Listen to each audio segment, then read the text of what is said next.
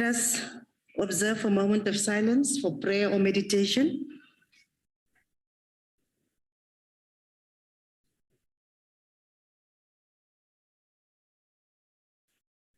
Thank you very much. You may be seated.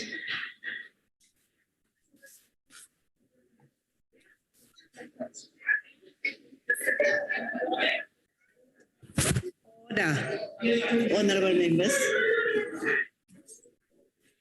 Can we have order, please? Honorable delegates, before we continue, let me remind you that the rules that apply is the rules and the processes for a hybrid sitting. I want to make the following announcements: that all delegates that are physically in the chamber must connect to the virtual platform as well as insert their cards to register on the chamber system. Switch off the sound on all gadgets and ensure that the microphones on the gadgets are muted and remain muted at all times. Use the floor microphones and wear the mask at all times. Seats are marked for a purpose, so occupy that seat. And at all times, try to maintain social distancing from one another. If you speak, those that are on the virtual platform, please switch on your videos. Any delegates who wishes to speak must use the raise hand function. We will make sure that we get notified when your hand have been raised. And there is allowance for participation in the discussion through the chat room, but not just for some remarks and things, but for meaningful participation. We have been informed that there will be no notices of motion or motions without notice in terms of Council Rule 247. Before we proceed to the questions, let me take this opportunity to welcome the Deputy President of the Republic of South Africa. And let me also welcome all honorable delegates, special as well as permanent delegates, to the sitting. And I would like to make the following remarks before we continue. The time for reply by the Deputy President to a question is 5 minutes. Only 4 supplementary questions are allowed per question, and a member who has asked the initial question would be the first to be afforded an opportunity to ask a supplementary question. Supplementary questions, 2 minutes. The time for reply to a supplementary question is 4 minutes, and the question must emanate from the initial question. And I just want to mention that there will be some few amendments to the list of people that will be responsible for questions and follow-up questions. That will be announced in due course. So if the Deputy President is ready and connected, we will now call on the Honorable Deputy President to respond to question number 19, is asked by the Honorable S.J. Mohai. Honorable Deputy President, over to you. The Deputy President have earlier indicated that he will join virtually. Thank you very much, Honorable Deputy Chair. Am I audible? Yes, indeed you are. Thank you very much. Deputy Chair, let me start by expressing our sincere gratitude to the millions of our people that voted in the recently held local government elections. We note with humility their continued faith in the democratic project of building the country and their unwavering hope to promote to the promise of a better life that we all aspire to realize. With their vote, Deputy Chair, a social contract to work with their freely elected representatives in order to improve the quality of life of all citizens and to free the potential of each person as envisaged in the preamble of our Constitution has been renewed. We say this for it is important to underscore the importance of working together with no politicizing of service delivery, and to do so with speed in order to improve the quality of life of all our people. Secondly, we reaffirm that all municipalities remain a priority in meeting people's basic needs. Access to basic services such as water, sanitation, electricity, and refuse removal is what makes our living spaces livable. Municipalities are there to ensure that people's quality of life and living conditions are of the desired standard that safeguards and guarantees human dignity. Honorable Deputy Chair, our rapid response measures aim to address in good time any emergent challenges at municipal level to prevent the collapse of services to our people. We do so for we are mindful of prevalent institutional challenges faced by a number of municipalities. Some of the areas that require improvement are on leadership capacity, managerial capacity, technical and project execution, especially in infrastructure projects as well as financial management skills to ensure sustainability of all our municipalities. Obviously, some of these challenges and weaknesses are well documented by the Auditor General as part of our financial and performance audit outcomes. For instance, in the report of municipal audit outcome presented in July 2021, the Auditor General confirms that the audit results under the outgoing administration are showing little signs of improvement from previous administration. The Department of Cooperative Governance has identified through the 2021 State of Local Government Report 64 municipalities as dysfunctional and needing urgent support. These high-risk municipalities, as characterized by, among others, infighting, poor weakness, weak decision collection, decision making, poor performance, lack of consequence management, poor collections of revenue, and poor response to service delivery complaints. Unfortunately, such failures have a ripple effect on finances of municipalities and inevitably the quality and speed of service delivery. Therefore, we should look into these performance challenges and provide targeted programs with a view of improving the performance of our municipalities. The Department of Cooperative Governance and National Treasury are working in collaboration with other sector departments, SALGA, provincial governments, municipalities in developing implementation plan to address the issues identified in the report. These plans will be implemented as soon as our respective councils are sworn into office in the coming days. One of the critical areas needing prioritization is the network infrastructure investment and maintenance, especially fixing the crumbled water and sanitation infrastructure.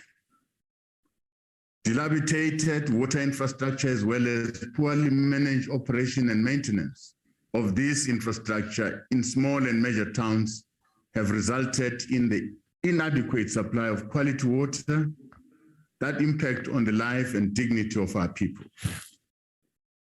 It is for this reason, Deputy Chair, that the Inter-Ministerial Committee on Water and Sanitation exists as an institutional coordination platform to respond to institutional weaknesses and challenges in the efficient and effective management and delivery of water services at local government level.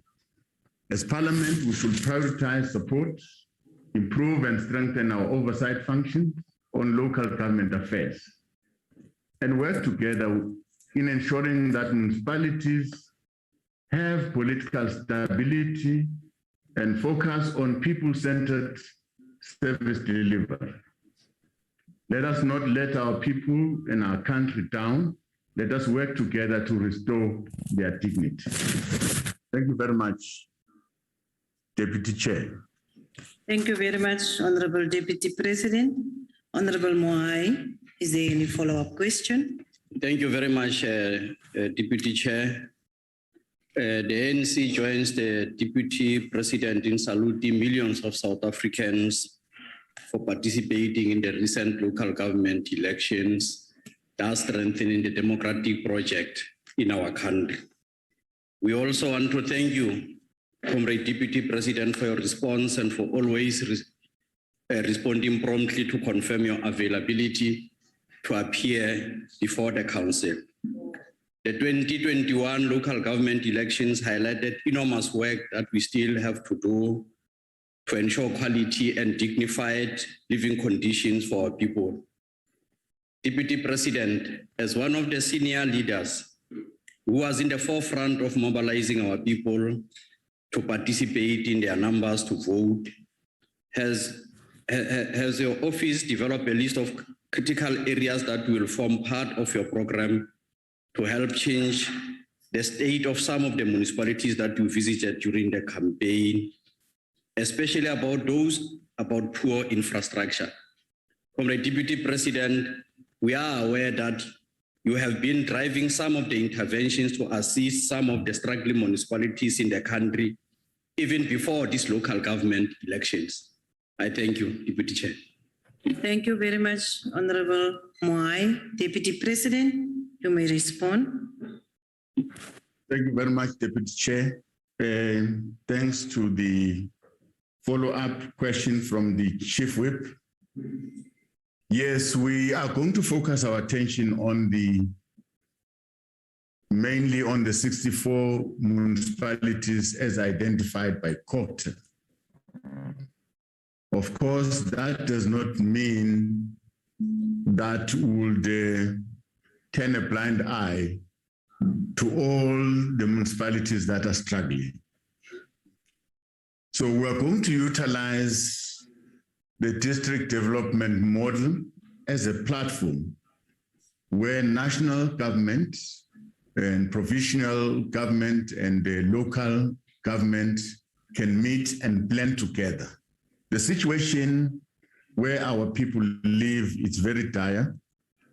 We saw sewer running in their streets. We saw taps that are dry. There's no water. There are no roads. So our people are yearning for services. Now, we are waiting for this municipal council to just confirm the leadership of these municipalities so that we can start hit the road running and attend to this ailing infrastructure that continues to disrupt services that are meant for our people. This we're going to do working together as the three spheres of government. Thank you very much, Deputy Chair. Thank you, Honorable Deputy President. Honorable Ryder, the next follow-up goes to you.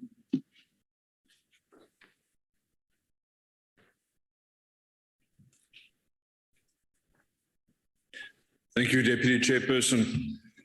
Thank you, Deputy President. Now, you've mentioned yourself, you've gone into some detail now about the failures in local government and the fact that councillors are not really doing what they're doing. In fact, many of them don't know what their job is. They think that all they should be required to do is to sit in council and yell agreed when their political bosses try and pass motions through council.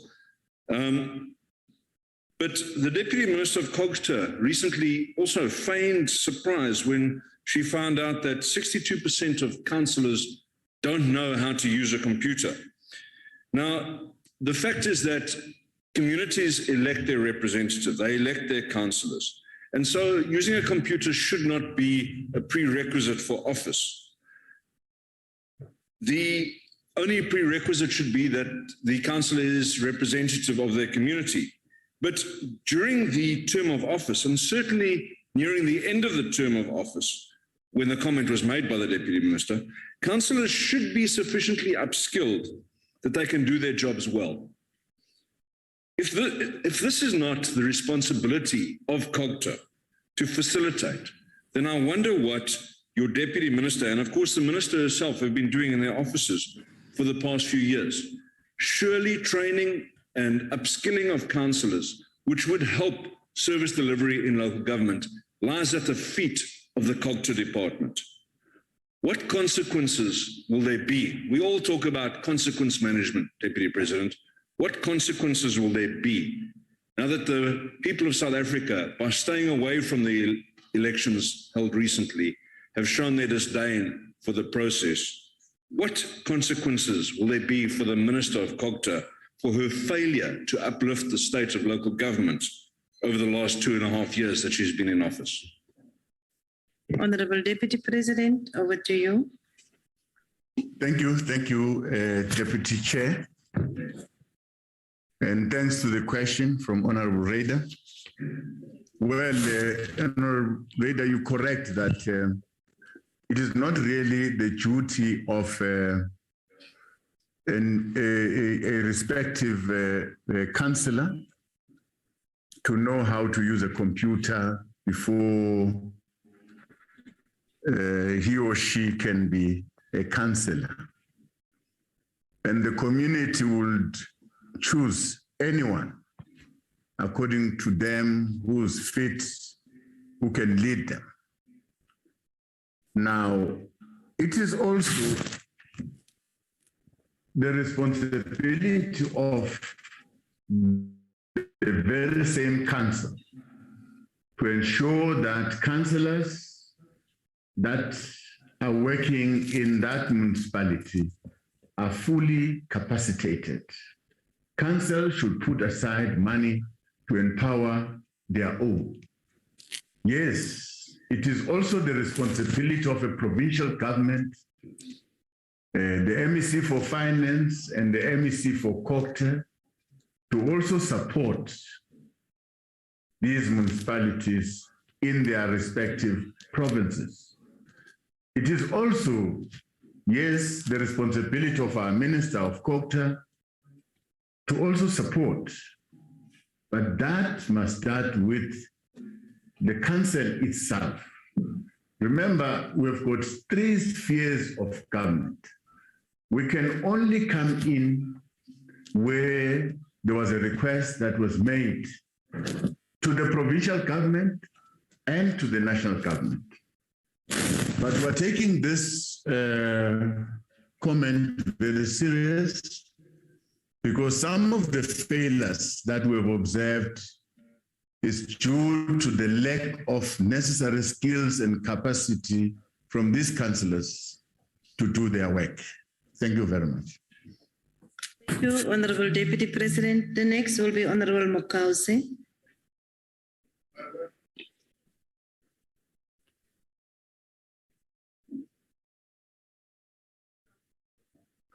Deputy Chair, I will take it on her behalf. Can we please not can we have order in this house? Why is the table not informed that you are going to take the question now?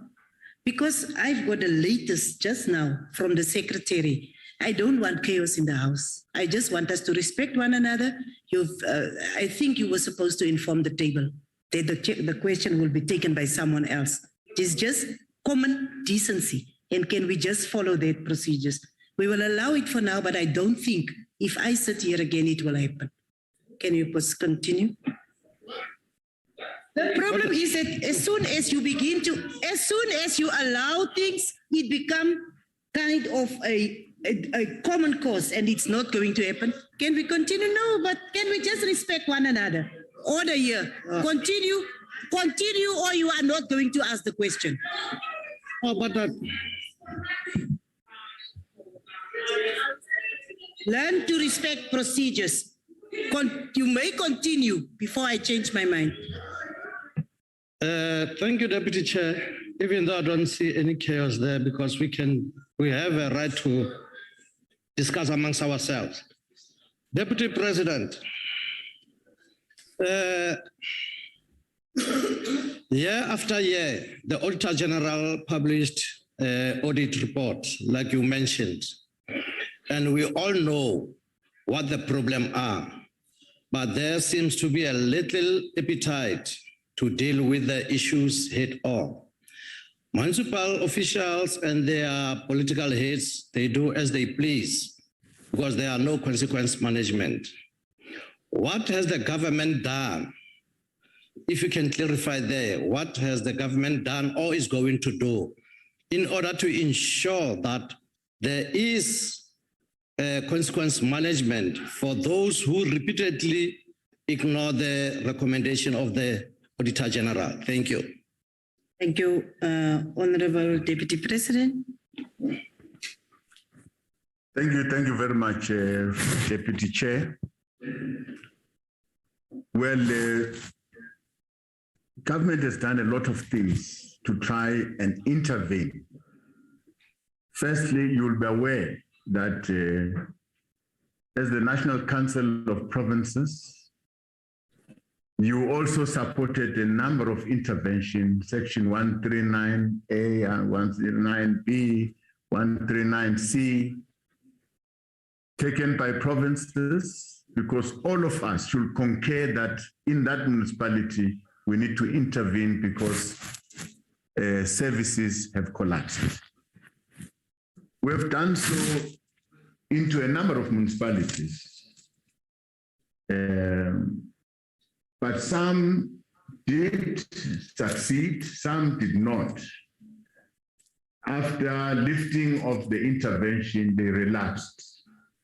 Well, we have noted that the main challenge that is affecting our municipalities is leadership. If there's constant quibbling and fighting at the leadership level, the mayor, the speaker, and the chief whip, these are the very important people that must run and see to it that the business of council is done in a manner that respects and honors the people that they've elected them. Now, most of the time, that has been lacking, and a lot of leaders have been removed, some replaced at a political level. A number of administrators, municipal managers have been removed. The turnover of municipal managers in our municipalities, very high. Turnover of our mayors in our institutions, very high. This indicates that our local councils are not stable. So this time around, I agree also with the point made by Honorable Reda to say, we need to support, skill these people so that they can focus on their work and support them. Now that we've got this district development model, that will allow us to monitor exactly what these councils are doing on a daily basis. We think this platform will be very helpful. So we are going to develop plans at the district level. The plans will involve national government, provincial government, and that particular municipality, whether it's a district municipality, whether it's a local municipality. So all of us are supposed to account at that platform, whether you're a district, whether you're a local municipality, whether you're a province, whether you're a national department. so that all of us, if we've agreed to deliver certain services, we must do so without failure. Thank you very much. Thank you, Honorable Deputy President. The next follow-up goes to Honorable De Bruin. The next follow-up goes to Honorable De Bruin. Honorable Makause, you are Deputy rising on. Chairperson. You are rising on. I'm rising on a point of order, Deputy Chairperson. And your order is? Deputy Chairperson, it's only logical and making sense that when a province rises on a question, the next follow-up comes from the similar question, but on the opposition benches. You should be knowing that. So there was no need to be absolutely pumped up about the EFF mixing of names. Moletani comes from the Free State. I just needed to correct you, Deputy Chairperson. When you sit at that chair, you should be knowing the rules. Thank you. Is there an order? Is there any order that you want to make? What is your order? Because I still didn't hear that order. Can we, yes, Honorable Moy? If The questions are on the names of members of the House. And it is irrelevant, it's uncalled for, that attack to the Deputy Chairperson. The Deputy Chair understands the rules of the House. Thanks. Honorable members, may we continue? Honorable De Bruin, you make the next follow-up is from you, and let me apologize to you for that disturbance. Continue. No problem. Thank you, Deputy Chair. Deputy President, with a projected cash flow of about 50 billion rand for municipalities over the midterm or the medium term, it is inevitable to think that there will be much more failed municipalities where interventions will be needed. Have you extended the capacity of the intervention teams to compensate for this, and if so, to what extent? Thank you. Honorable Deputy President, I hope you got the question.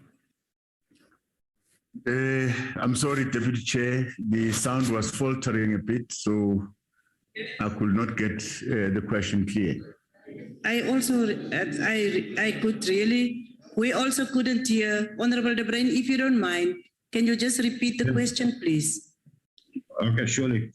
I was asking Deputy President, with a projected cash shortfall of 50 billion rand for municipalities over the medium term, it is inevitable that we will see more and more failed municipalities where interventions will be needed. Have you extended the capacity of intervention teams to compensate for this, and if so, to what extent? Thank you. Did you get the question, Honorable Deputy President?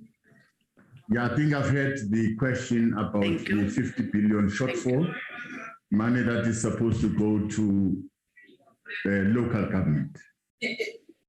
Well, it's a situation that we're facing as a country that, given the current pandemic, the economy, we're supposed to spend what we have.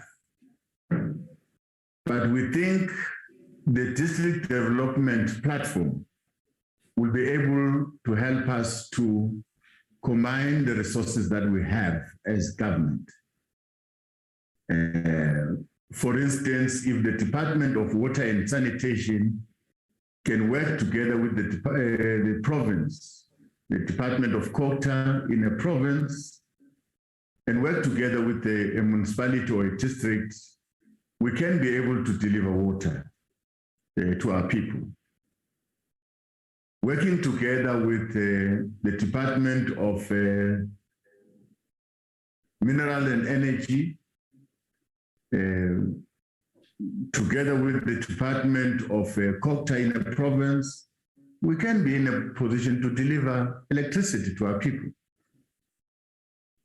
So this kind of a platform is fostering us to use our resources sparingly and in a purposeful manner. And we're able to measure the performance of the plans that we've put together, and we're able to monitor ourselves. Yes, the money that the shortfall it's very dire. It's a huge amount, but I think working together can undermine the shortfall, and we can deliver services in a faster way. Thank you very much. Thank you very much, Honorable Deputy President. We will now go to question number 20. Honorable Deputy President, as asked by Honorable T.J. Brataseth. Thank you, Honorable Deputy Chair. Following the July unrest and violence that led to more than 359 deaths, law enforcement agencies are still busy with investigations against all criminal acts and violence of looting that took place during that period.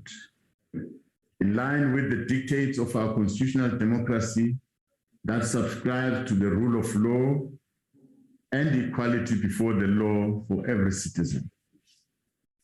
Therefore, there is no justification to mention the names of those accused in this House, as it is a matter of public knowledge that some of those accused of inciting the unrest have already appeared in courts. In each of those cases where there is evidence of criminal conduct, such individuals will be prosecuted in accordance with the laws of our country. We are pleased that the affected provinces of KwaZulu-Natal and Gauteng are starting to normalize, and business and logistic networks are back to full operations.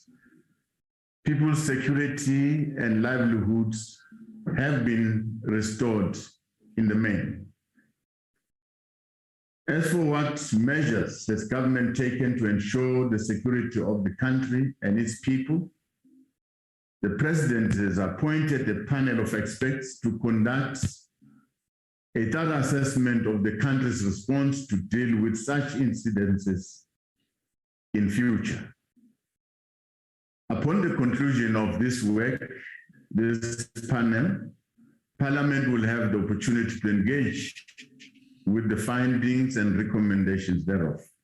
In the final analysis, the events and subsequent aftermath of the July unrest is a stark reminder that the project of building and consolidating a democratic society that is inclusive and reflective of the aspirations of our people as contained in our Constitution is still far from being over. We'd like to acknowledge the support of all partners in finding practical solutions to the problems on the ground and who have supported efforts to restore calm in various affected areas during the post the unrest period. The extent of poverty and inequality in our country, especially in the affected communities of Gauteng and KwaZulu-Natal, suggests that we must work together and hard across political divide to deepen anti-poverty programs in order to ensure that we achieve an inclusive growth as we enhance social cohesion. Public sentiments to the possibility of a better South Africa should be constantly kept alive through concrete improvement to the socio-economic conditions of our people. Doing so as a country, it's in our collective interest. For as long as the poor feel that the system is leaving them behind and is benefiting only a few people, we run a risk of this section of our people opting out of the democratic process.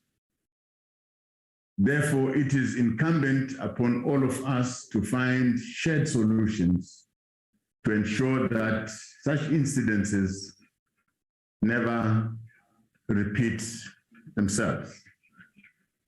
Thanks, Honorable Deputy Chair. Thank you, Honorable Deputy President. Honorable Brataset, is there a follow-up question? There is indeed a follow-up question. Thank you, Deputy Chair.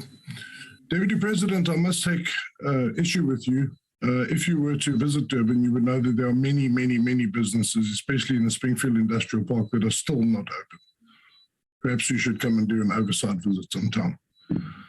Mr. Deputy President, your attempted obfuscation today lays bare the reality that your government will not act against those in the golden circle of influence. We all know what the unrest was about.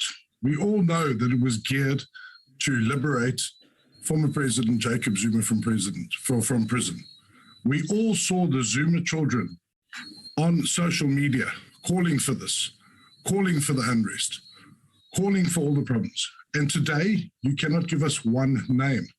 The people of South Africa are not fools, Deputy President. The people of South Africa demand answers. When will you and your government put South Africa first and the ANC and its cronies a distant second? I thank you, Deputy Chair. Honorable Deputy President. Thank you very much, Honorable Deputy Chairperson. From where I'm sitting, Honorable Deputy Chairperson, more than 18 people have been arrested. And that process, like I've said, is currently before the courts of our country. Now, let's leave that. Let's leave the institutions that were put in place. Now, if by any chance we have got some information that can help our police, can help our justice system, we should step forward and give that information, because we want to restore order in our country, and we want those who are involved to finally be accountable.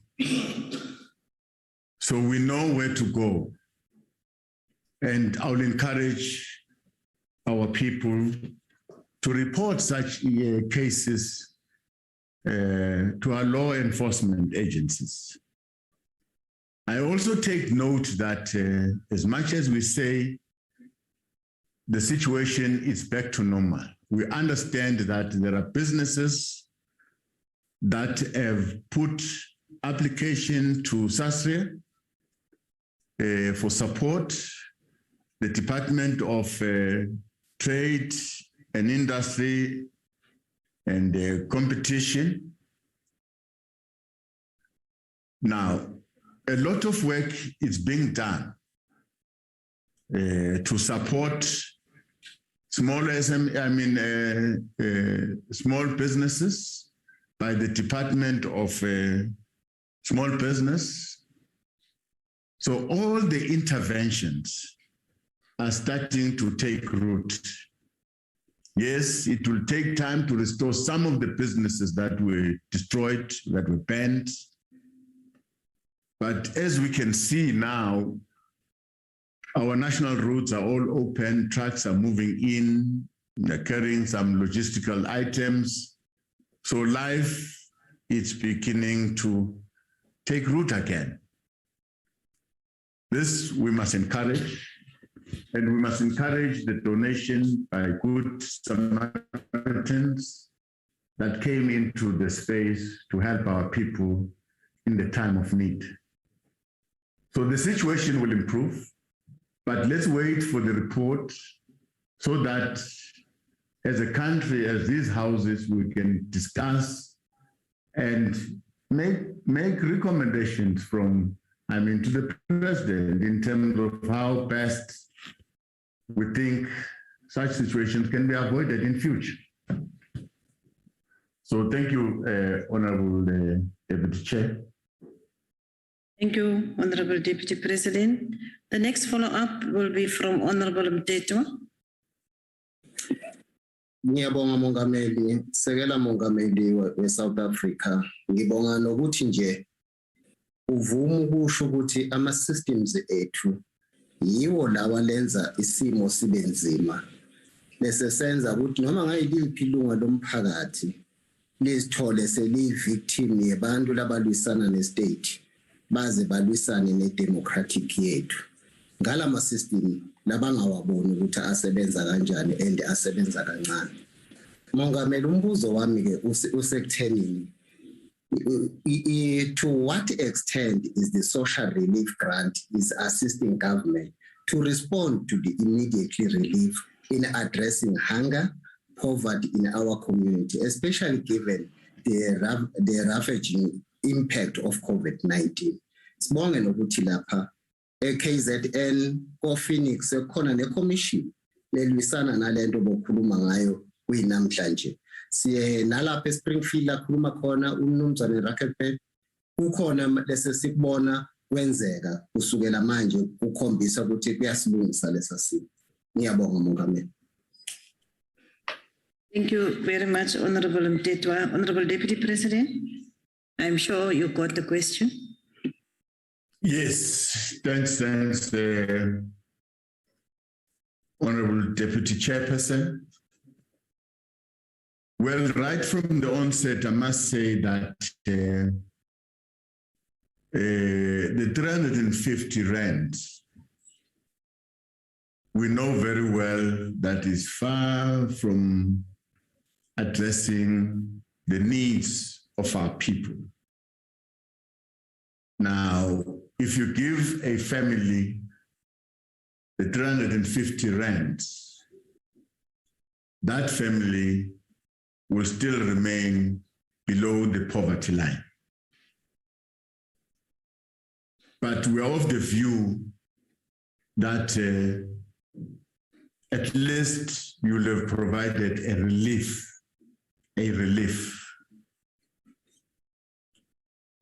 We are providing this relief because we're quite aware of the dire situation our people are facing on a daily basis. We're quite aware of the high number of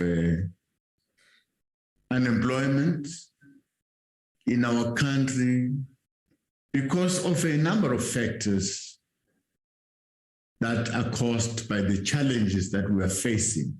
In the main, COVID-19. A lot of companies have closed. You know very well. Now, it will take a collective effort to get the economy back on track. This is what the President said when he presented the recovery plan. The recovery plan is constantly disrupted by these very pandemics that are affecting the country, in the main COVID-19. And we've lost a lot as a country in terms of livelihoods, in terms of life. So we should shoulder on, but ensure that our people should not die of hunger. So that is the impression and our thinking about this 350. It is not adequate, but it goes a long way to assist our people. Thank you very much. Thank you, Honorable Deputy President. Honorable Ntube, you will be asking on behalf of Honorable Ngwezi.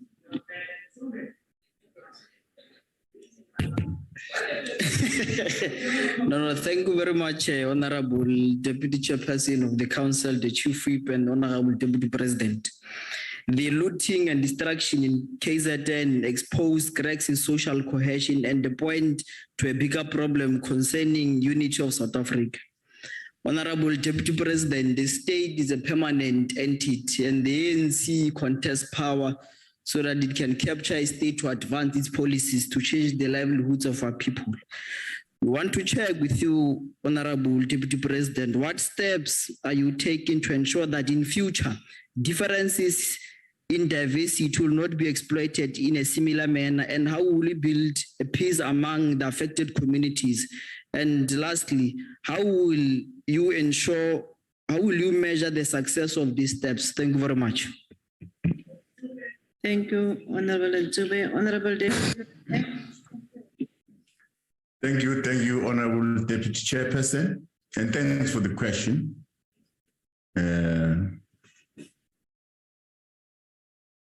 From the youngest in our council. Well, the challenge before us demands a reaction from all South Africans. The project of building an inclusive society, a democratic society, it can't be relegated to the ruling party, the ANC, as government. This project should be pursued by all South Africans without failure. Why? Because the issues that seeks to threaten South Africa, issues like gender-based violence, it's an issue that all of us must stand up and fight it, because if we don't, this is going to destroy the very essence of our democratic project. Issues like racism. Racism, it's a cancer that must be destroyed because it divides and undermines our democratic project. So, as these institutions of Parliament should be in the forefront to drive social cohesion, deal with gender-based violence wherever it rears its ugly head, deal with racism, mind our language in these corridors of Parliament, because we are leaders of the people, we must lead by example. It can't be relegated to a government department, government institutions. Yes, I agree that government institutions carry a lot of responsibility, but equally so, our people must also play their part. One other thing that can undermine our democratic project is poverty. Poverty knows no line, knows no color. Poverty affects people across the spectrum. It is our responsibility as a nation to fight poverty and uplift those that are at the lower rung of our society. If we don't do so, those people who are poor, who are hungry, they will get disinterested to the democratic project. Probably, I'm not saying that it's a fact. Probably that is why some people are starting to stay out of the voting process.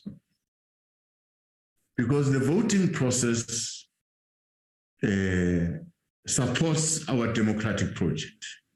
If people are starting to stay away from the voting process, that means they don't see the benefit or the fruits of being a voter, constantly voting in every 5 years. Now we must encourage our people to stand up and build this democratic process for the sake of all of us. Social cohesion, it's our responsibility. Thank you very much. Thank you, Honorable Deputy President. The last follow-up on question 20 will be Honorable S.A. Lutuli. Ngibonge Sekela Hlalo. Sekela Mongameli, okwenzeke KwaZulu Natal kanye nase-Gauteng was racial profiling of Black people by both racist and the state. Ubandlululo lubonakala luyinto esijwayelekile lapha eNingizimu Afrika yize noma sithi sathola inkululeko ngonyaka ka-1994. Umbuzo wami Sekela Mongameli uthi awucabangi ukuthi lesimemezelo esenziwe uMongameli uRamaphosa sokuthi kusazozilelwa lo owayengumbulali engumhlukumezi futhi ehlukumeza abantu abamnyama uDe Klerk kufana nokuvuvuzela usawoti kanye nespirits emanxebeni asavuza igazi kubantu baseNingizimu Afrika. Ngiyabonga. Thank you, Honorable Lutuli. Honorable Deputy President. Thank you very much, Deputy Chairperson. And thanks to the question. To try and respond to the question, well, it's not about the president, it's not about former President F.W. de Klerk. It's about us, it's about our country and where we come from. We are coming from those painful days. It was very difficult to emerge out of that pain. Well, if we can go back, all of us have got stories to tell, painful stories that can discourage us from going forward. We might tear ourselves apart. We might be angry, but we've got a duty to restore peace, to restore justice and democracy in this country. So my appeal is that reconciliation is necessary from a country like ours. We're coming from a divided past. We've lost too many people. Some we don't know where they've been buried. They were missing in action. Some families are not able to find closure. But we've got an obligation to take a step forward and move on. I understand the pain that you're having, Honorable Member. But where you are now a leader that must lead this country out of that pain. There are too many people that are feeling this pain, but you must give them the assurance that tomorrow will be better. Thank you very much. Thank you, Honorable Deputy President. We will now proceed to question number 21, as asked by Honorable Matibe, and Honorable Ndongeni will represent Honorable Matibe in this instance. Over to you, Honorable Deputy President. Thank you, Honorable Deputy Chair. At the presidential level, we have two coordinating structures established by the President to address prevailing challenges within ESCOM and other state-owned companies. The first is the ESCOM Political Task Team chaired by the Deputy President, which continues to provide political leadership and support to ensure that ESCOM is able to meet its obligation of providing electricity, and that ESCOM implements a credible and a transparent national maintenance program to ensure that power generation plants operate at optimal levels to reduce negative impact of electricity supply. The second coordinating structure is the Presidential State-Owned Enterprise Council, established to reposition and strengthen the governing framework of state-owned companies, as well as to address their liquidity challenges, including implementing turnaround strategies. Whereas the ESCOM Political Task Team serves as an institutional coordinating platform that brings together key players within government to provide leadership and technical assistance towards the resolution of challenges facing ESCOM.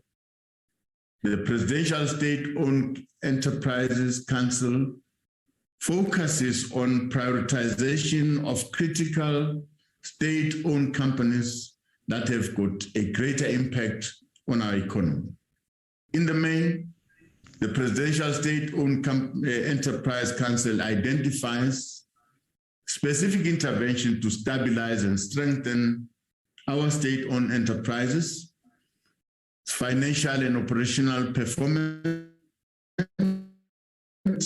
reduce reliance on the fiscus, and ensure that they repurposed to align with the national priorities. Both these structures are working towards assisting ESCOM to develop decisive interventions to address their poorly performing generation business and other pressing and persisting challenges. We must stress that the challenges at ESCOM has not been with the quality of advice or plans, but rather the resources, services, and funding required to implement some of the interventions on power generation. It is therefore our view that an additional panel of experts will not improve the situation, and we remain open to specific ideas that can contribute to further improvements. Equally, the board of ESCOM has been urged to review existing weaknesses that continue to affect the performance of the utility and ensure that we resolve operational challenges. The management of the utility is also doing its best to focus on intensive maintenance and management of the aging power generation fleet to avoid breakages that lead to collapse in generation and ultimately power outages. As government, we are cognizant of the impact of and the inconvenience of inadequate electricity supply on our people's daily lives and its devastation to the country's economic growth. Collectively, this undermines development and delivery of critical services on a predictable basis across society. Honorable members should be rest assured that measures are being undertaken to ensure that the negative impact of load shedding is minimized in order to avoid the total collapse of energy-intensive economic sectors such as mining and manufacturing. Within the framework of an integrated resource plan, alternative energy generation measures are also being explored and implemented to augment electricity supply and improve the stability of the grid upon their completion. The Minister of Mineral Resources and Energy recently announced the preferred bidders for the Renewable Energy Independent Power Producers Procurement Program, BID Window 5. The 25 projects in this latest round of independent power producers procure will eventually add the much needed 2,500 megawatts of capacity of renewable energy to the South African grid. To resolve the current energy supply challenges, it is clear that ESCOM's medium to long-term focus should be on investment in new generation capacity, as the current fleet of power stations has become old, unpredictable, and costly to maintain. Part of this will also entail the implementation of just energy transition plans that will ensure that some of this infrastructure is repurposed for renewable energy generation option. As to whether government has considered moving ESCOM to the Department of Public Enterprise, to the Department of Mineral Resources and Energy, discussions are underway as part of a broader government effort to improve the management of our parastatals. The reorganizations, once finalized, once finally decided, will better align companies such as ESCOM on their mandate. The Presidential State-Owned Enterprise Council will advise government on an appropriate shareholder models and repositioning of the state-owned companies as effective instruments of economic transformation and development. In this regard, we should await the finalization of the Presidential State-Owned Enterprise Council's work for further guidance. As government, we continue to engage with key stakeholders to address any implementation bottlenecks and challenges in our efforts to provide stable energy, which will stimulate sustainable economic growth. Private sector experts are also invited to share expertise and experience across a number of key performance areas that the ESCOM political task team is seized with. Thank you very much, Deputy Chair. Thank you, Honorable Deputy President. Honorable Ndongeni, you may ask your follow-up.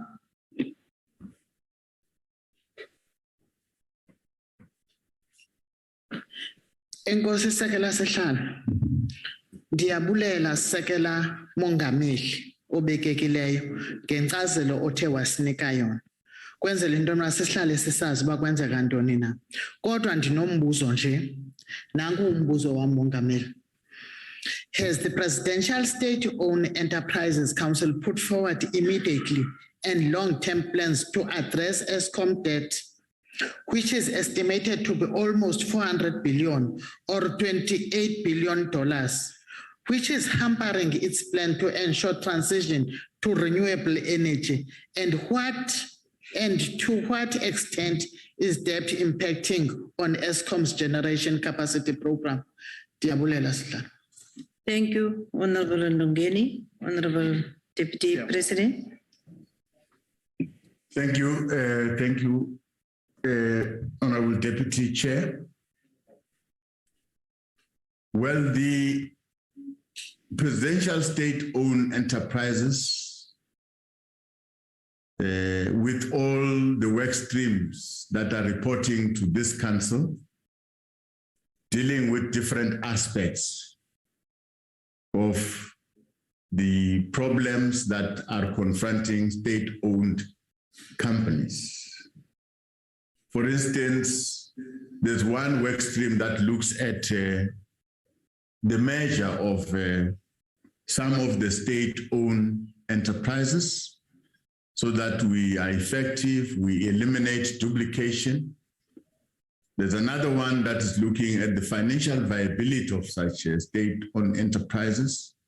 And we expect that the final report that will be presented to the President will be coming with recommendations that talks to all these issues, but in the main, the financial standing and proposed support in the main to parastatals like ESCOM. ESCOM is in a dire financial situation that is not very easy to resolve. We're looking at a strategic partner that will come with the necessary expertise and skills that can complement ESCOM and ease the financial burden. but we will cross the river when we are there. Currently, we're looking at this additional generation capacity as approved by the Department of Mineral and Energy.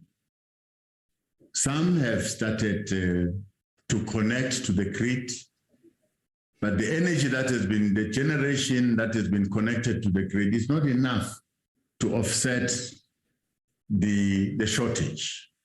That is why you see some load shedding there and there. Thank you very much, Honorable Deputy Chair. Thank you, Honorable Deputy President, Honorable De Bruin. Thank you, Deputy Chair. I hope I'm more audible this time around. Deputy President, with regard to the generation capacity issues at ESCOM, we all know that thousands of skilled workers were lost at ESCOM over the past 2 decades. So are there efficient skills development at ESCOM to ensure that there's enough qualified and skilled staff for the purposes of generation? And with the load shedding being implemented on a regular basis, are there any plans in place to ensure that renewable energy do not go to waste during load shedding intervals in the interest of constant and reliable energy supply? Thank you. Honorable Deputy President, did you get the question? Thank you, Honorable Deputy Chair. Yes, the shortage of our electricity, our generation capacity could be attributed to a lot of factors. Firstly, we are running old power plants. So the energy availability factor is no longer reliable. Today, they can tell you that we've got this amount of energy available, but tomorrow the situation has changed because we've got aging infrastructure. That becomes a problem for the management of ESCOM because the number of unplanned outages, they become now more than the number of planned outages. That disrupts the plan that ESCOM is following. That is why from time to time, they must go for load shedding because of unplanned disruptions in their plans. So we cannot undermine the fact that these plants are very old and somewhere they need to be replaced. And to replace these plants, ESCOM must find money. And that is one reliable option that ESCOM must do. ESCOM must replace some of these aging power plants, which are becoming very expensive to maintain. They are very unreliable. Now, secondly, yes, the amount of energy that we're getting from the independent power producers is helpful, but it's not enough. Some of the energy that we're getting from solar energy. You'll understand that solar energy is only available during the day, not unless you have got a storage capacity that you can store and utilize that energy during the evening. But as we speak, that energy is available during the day and it's fluctuating. When it's cloudy, you're not getting the desired amount of energy. So yes, it's augmenting to the problem, but it cannot fully resolve our problem. Thank you very much. Thank you, Honorable Deputy President. Honorable Ms. Brenda Matebula.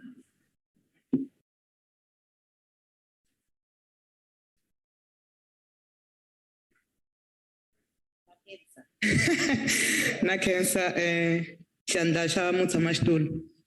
Shandla Sha President. The ESCOM CEO just recently characterized ESCOM as a dead horse, intimating that it cannot be safe and that the country must depend on independent power producers. Does government share the view of the ESCOM CEO? If not, do you still have confidence in his leadership of the entity if he himself claims that ESCOM cannot be saved? Mackenzie. Thank you very much, Honorable Matebula. Honorable Deputy President. Thank you very much, Honorable Deputy Chair. If the member wants my opinion as an individual, as someone who's sitting with these people in meetings and listen to all problems and follow-ups, I can tell you, honorable members, that in the person of the CEO, you've got a very good manager there. But remember, you've brought this manager into something that is ailing, something that is unstable, something that is collapsing. And for the very fact that, yes, we've got load shedding, but he still keeps the lights on and is trying very hard to maintain, I think we should give praise where it deserves. I think we must commend him for the work done. However, as a country, we're saying we cannot live in this situation forever. Something drastic must be done. Now, what must be done? ESCOM should be assisted to find a partner so that they can have the available, resources to add to their power generation. That is, put new power stations. If they can put more, 3 or 4 power stations, that can stabilize our problem once and for all.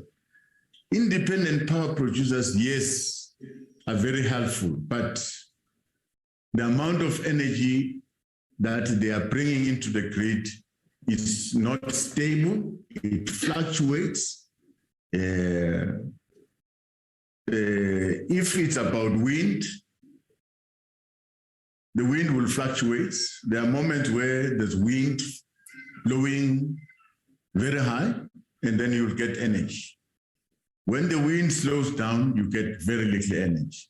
When there's a sun, you get energy. When there's very little sun, cloudy day, the amount of energy that you're making is very low. Yes, renewable energy is the way, and I think they will improve along the way, and will improve even the storage of that energy so that we can utilize it. But the current challenge that we have is now, how do we get rid of load shedding? The only way to get rid of load shedding as we speak now, yes, maybe tomorrow, when we reconnect the power, the generation that we've procured from independent power producers, probably it will help. But today, we need to rely on our power stations. Now, message to ESCOM is that try and improve your planned maintenance. Try and manage your plan, minimize unplanned outages. That is the only plan that we can stick to, but in the meantime, we must look for ways of building new power stations so that can secure the country, the future of our economy, if we've got reliable energy. Thank you very much. Thank you, Honorable Deputy President. Honorable Nana. Yes, Honorable Makause. I'm rising on a point of order, Deputy Chairperson. The Deputy President did not answer the question Honorable Matebula asked. Is ESCOM a dead horse? Do you agree, Deputy President, that ESCOM is a dead horse? We don't want to hear anything about your meetings, private meetings with the wind and everything. Do you agree that ESCOM is a dead horse? We are currently experiencing load shedding throughout South Africa. Do you agree? The question has been asked. The question has been asked, and there is no point of order, because the question in the end that I heard is this person, in your view, still the right person? That was the question after everything was said and done. Can we now move on? And we will request Honorable Nana to ask your follow-up question. I'm worried, Deputy Chairperson, we're wasting time, and yet, we are on load shedding stage 2. I mean, this house can quickly go. Honorable Nana, you've got 2 minutes. Deputy President, I would like to quote President Ramaphosa in his State of the Nation address of 2019. And I quote, "As we address the challenges that face ESCOM, we also need to safeguard our national fiscus, achieve a positive impact on our sovereign credit rating, and pay attention to the rights and obligations of ESCOM's funders." ESCOM has come up with a 9-point turnaround plan, which we support and want to see implemented. To bring credibility to the turnaround and to the position South Africa's power sector for the future, we shall immediately embark on a process of establishing 3 separate entities, which is generation, transmission, and distribution under ESCOM. Now, Mr. Deputy President, I am so pleased that we have considered that we actually don't need more task teams and more experts and panels. But I would want to put it to you that we equally don't need more work streams. The plan does exist, Mr. Deputy President, and has been agreed to by the President, and I presume by his cabinet as well in 2019.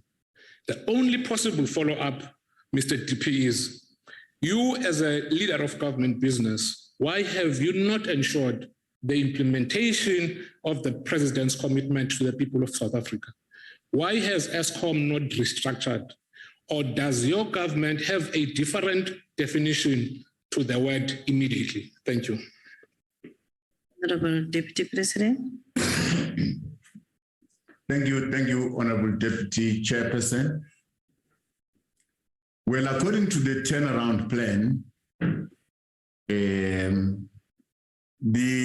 unbundling of ESCOM into 3 business entities, that is underway, and there's very good progress.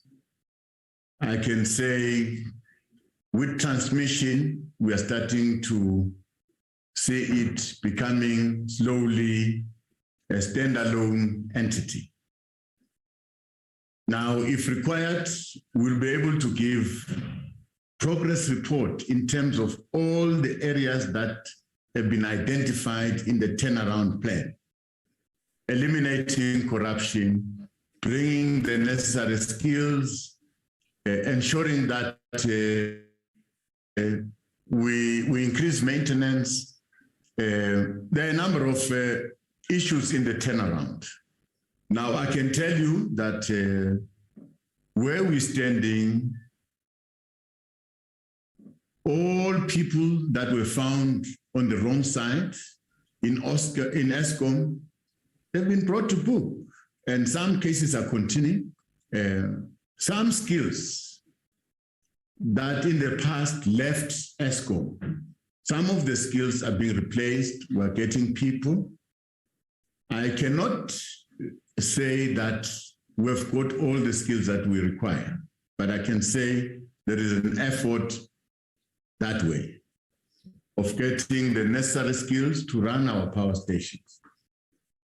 Now, the part that we are struggling with is to get our maintenance. Our maintenance obviously is linked with the availability of resources and the time it takes to procure. ESCOM is complaining about the turnaround time, that it takes long to order a spare part because of the procurement system. That is an issue that we requested that Treasury must look at, so that in a situation of an emergency procurement measures should kick in. ESCOM should be allowed to buy parts to fix our plants in a very quick way. So there are a number of improvements that we've noticed in terms of our turnaround plan, but the problem is that we've got these power stations that are old. You fix them today, you do maintenance, the planned maintenance, that should last you for a certain time period, but it doesn't. It breaks again. So we are dealing with aging infrastructure that we cannot turn them in a minute to be new plants. These plants are old. South Africans should understand that almost half of the plants are old. There are some plants that are performing very well. We're trying to get Kusile and Medupi to perform at their utmost capacity. And that will come. One day, these power stations, with their design effects, will be corrected and they will give us the necessary amount of energy. So ESCOM is not a dead horse. ESCOM is alive. That's why we've got energy. We're shedding energy because of the unplanned breakages in ESCOM. Thank you very much. Thank you, Honorable Deputy President. We will now allow you to respond to question number 22 as asked by Honorable Ngwezi. And I want to repeat that Honorable Ntube will stand in for Honorable Ngwezi. Honorable Deputy President. Thank you, Honorable Deputy Chair. As already indicated in our first question, as government, we have taken stock of the challenges that are continuously confronting our municipalities. To this end, the Minister of Cooperative Governance and Traditional Affairs in July this year tabled a report on the state of local government election before Cabinet, as well as the Portfolio Committee on Cooperative Governance and Traditional Affairs. The report contained governance and political oversight as the primary cause underpinning the increase in the number of dysfunctional municipalities. In the main, these challenges relate to inefficient financial management and governance systems, poor delivery of basic services like water and sanitation, electricity, equitable provision of sustainable human settlement, and crumbling and dilapidated infrastructure.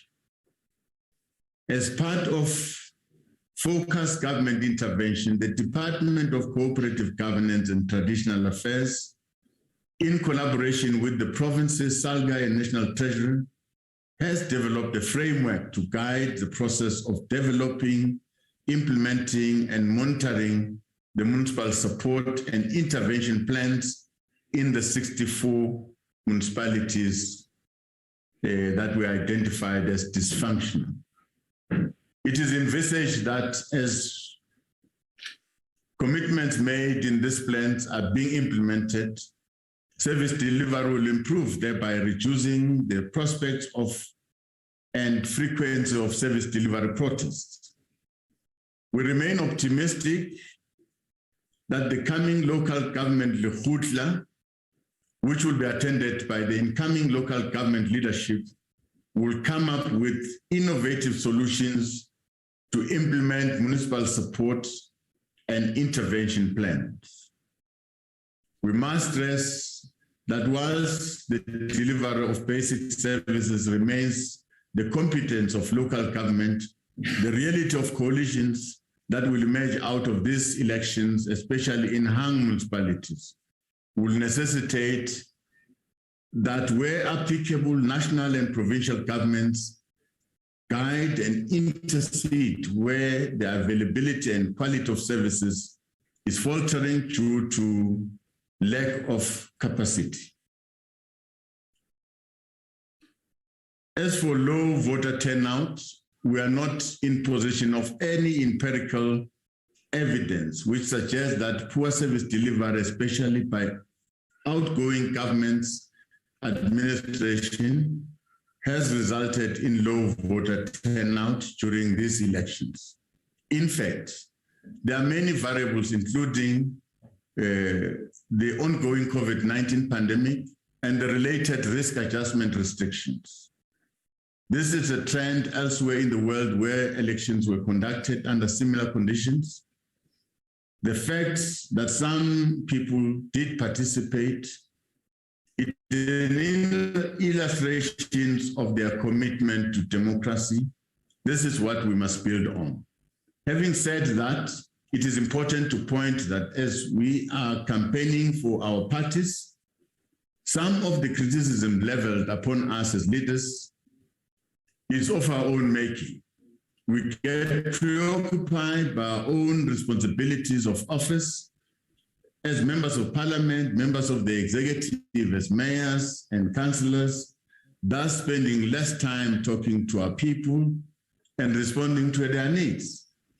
Leaders must listen to the people and respond to the issues they raise that affect them at a community level. In our view, all leaders must make themselves available to be at service of our people and continue to work, unite our communities. People are looking for a collaborative approach by political parties that place their needs at the center as opposed to narrow political party agendas. To improve the situation, the arrogance of leadership must give way to humility. We continue to work hard to restore the confidence of the people by implementing municipal intervention that government has put in place. Thank you very much. Now, the follow-up question is Honorable Nzube.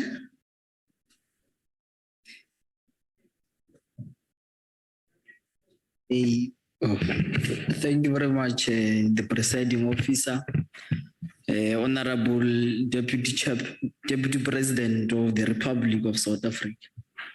Indeed, Deputy President, your analysis are correct that the reason for a low voter turnout is of a result of a lack of service delivery and poverty that we find ourselves in.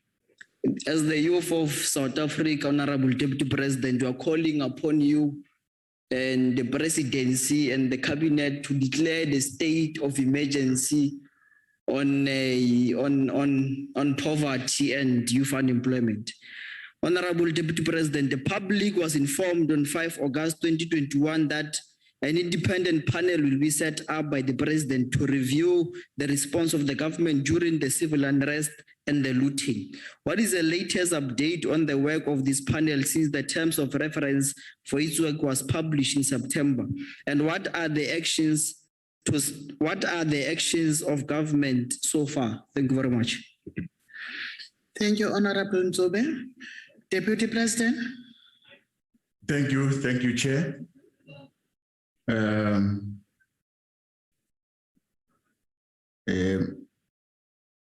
Well, on the panel that has been instituted by the President,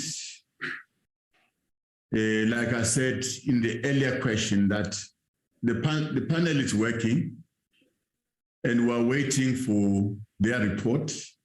And finally, the report will be shared with yourself.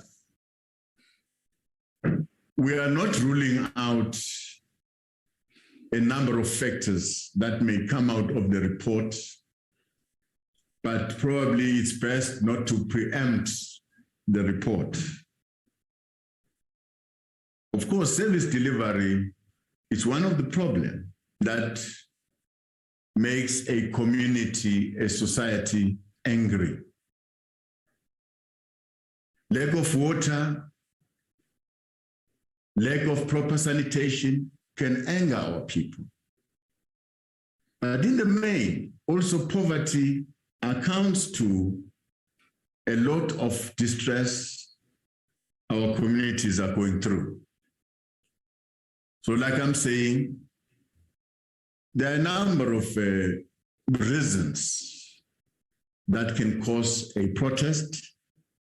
There are a number of reasons that can cause people to stay away from an election, which to me, that becomes a threat because it's an indication that people are starting to opt out of a democratic process. And finally, they are now becoming a threat to that project.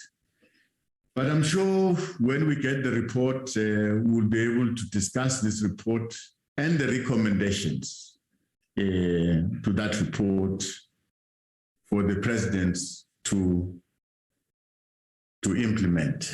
Thank you very much. Thank you, Honorable Deputy President. Now it's Honorable Okam.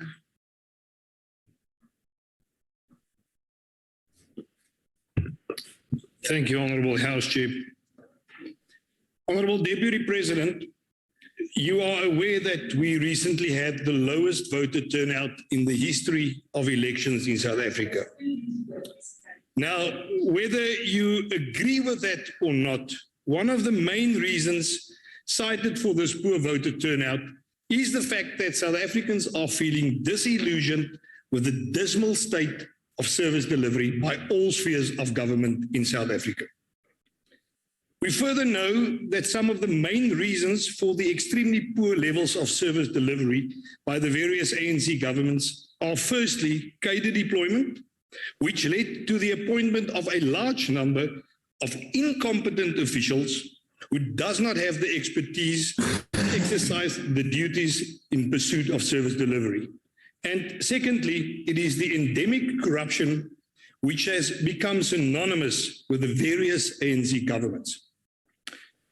Honorable Deputy President, do you therefore agree that in order for government to curb this low voter turnout and to improve its responsibility of service delivery and the eradication of corruption, it is absolutely vital that the policy of cadre deployment must immediately be replaced by a system where only fit for purpose, competent officials are appointed? If not, why not? And if so, what are the relevant steps that will be taken to ensure the eradication of cadre deployment and the appointment of competent officials, which every voter in South Africa requires? Thank you, Honourable Deputy Chair. Okay, Dipim. Thank you. Thank you very much, House Chair. Well, in response to the question, I think the honourable member is not really against cadre deployment, but is suggesting that cadre deployment must produce the right people for the positions. That means we need to deploy skilled people. As long as your deployment policy can deploy the right people, I don't think that we'll be having a problem. The complaint is that if this deployment policy is not deploying the right people, the complaint put forward is justified. And I take it, but I'm not quite sure that we should be conclusive about the reasons of this low voter turnout. There could be many reasons. For instance, yes, I'm not ruling out that people are frustrated about basic service delivery, water and that. Yes, I accept that. But as I was campaigning, I met a group of young people that said, we're not working. We don't see the reason to go and vote. So for them, as young people, employment and unemployment is a problem. That is their reason. So there could be a number of people that have not voted because of various reasons that affect them directly. So we hope to learn from this report that we're going to get from the experts.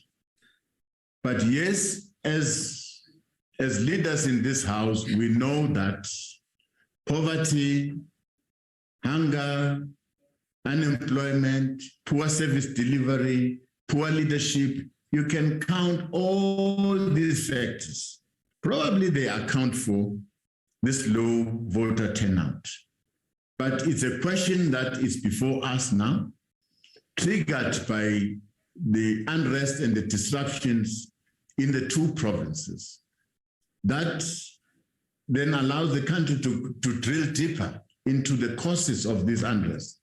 And in the main, and the outcome of the elections, we must find reasons why our people are opting out of this democratic project. Thank you very much. Thank you, DP. Now it's Honorable Arnold. Thank you, House Chairperson. Deputy President, there is a growing perception that those in political office serve only their interest and the interest of those who fund them. Ordinary people therefore feel excluded. People see the business people who funded President Ramaphosa to win the ANC conference getting fat business deals, which confirms the view that government leaders only serve their own interests. My question to you, how destructive is the involvement of business leaders in political contest? And do you not think that this is a danger to our democracy? Yes. DP. Thank you very much, House Chair. The very essence of being a public representative, you are basically a servant of the people. That means you must serve the people without really serving your interests. I agree with the member, and that cuts across the political divide. All leaders must serve the people. The experience that I've gone through this past election, public representatives were missing in action. Services were not delivered, and people were left alone. I have seen that in a number of wards where I went to campaign. Yes, you're correct. Probably we must ask ourselves as public representatives, whether are we still relevant or are we drifting away from the core of serving the people? Well, business people, the private sector should work together with government because we share the very same space. The public sector and the private sector must work together to grow the economy of the country. But constantly, we are not happy about some of the tendencies that are developing where business people seek to corrupt public representatives and vice versa. That must be condemned. And if there's evidence to that regard. As honorable members, we can report that to the nearest institution. We have got institutions. South Africa, it's a very stable democracy with stable institutions. Of course, some from time to time, these institutions are being undermined, but these institutions are there and we must protect them. So it's one thing to talk about a crime and not report the crime. So I'll encourage members, where we think things are not going very well, let's report that crime, so that public representatives do what they are elected for, to be servant of our people. Thank you very much. Thank you very much, Honorable Deputy President. We will now call on Honorable Mtetwa to stand in for Honorable Dodovo. Thank you, Deputy Speaker, for allowing me to take this question on behalf of Comrade Dodovo. Deputy President of the country, to what extent is the increase in the number of hanging municipalities since the 2021 local government election compounding government plan to ensure stable leadership to drive municipal support intervention plan, especially President, the implementation of effective governance system and solution thereof? I thank you, Deputy President. Over to you, Honorable Deputy President. Thank you, Honorable Deputy Chair. Well, the number of ailing municipalities from the previous report as presented by the Minister of Culture indicated that there are these 64 municipalities that are dysfunctional, that needs attention like yesterday. And we've got more than 163 municipalities that are in a dire state of affairs. That also require additional support. So what I can say, Honorable Member, is that the local governments fear it's in dire stress. You look at the collapse of services and the